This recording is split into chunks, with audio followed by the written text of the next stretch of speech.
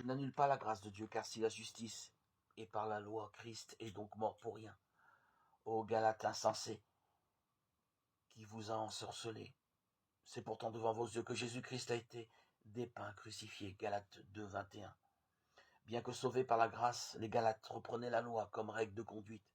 Il n'est donc pas du tout étonnant que l'apôtre Paul, en considérant les principes et les conséquences majeures que cela impliquait, leur adresse des reproches véhéments et des supplications instantes. Jésus-Christ ne leur avait-il pas été énoncé avec le plus grand zèle et même dépeint crucifié devant leurs yeux?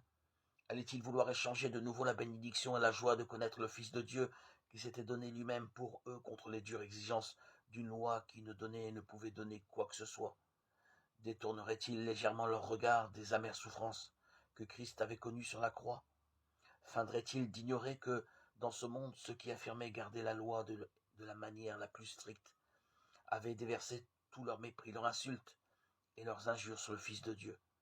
Serait-il insensible à son appel de tendre compassion exprimé du haut de la croix? Père, pardonne-leur, car ils ne savent pas ce qu'ils font. Luc 23, 34.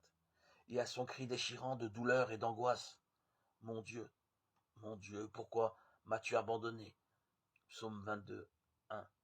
Rien en vérité ne peut être plus tragique que de se détourner de Christ. Nulle part ailleurs il n'y a de rayon d'espoir.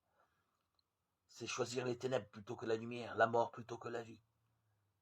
Les Galates n'en étaient pas arrivés à ce point-là, et Dieu ne permettra pas non plus qu'un croyant en arrive à cette extrémité. Mais le moindre éloignement de cœur à l'égard de Christ est dangereux. Ainsi, lorsque la loi occupait une telle place à leurs yeux, c'était la place du Christ qu'elle prenait.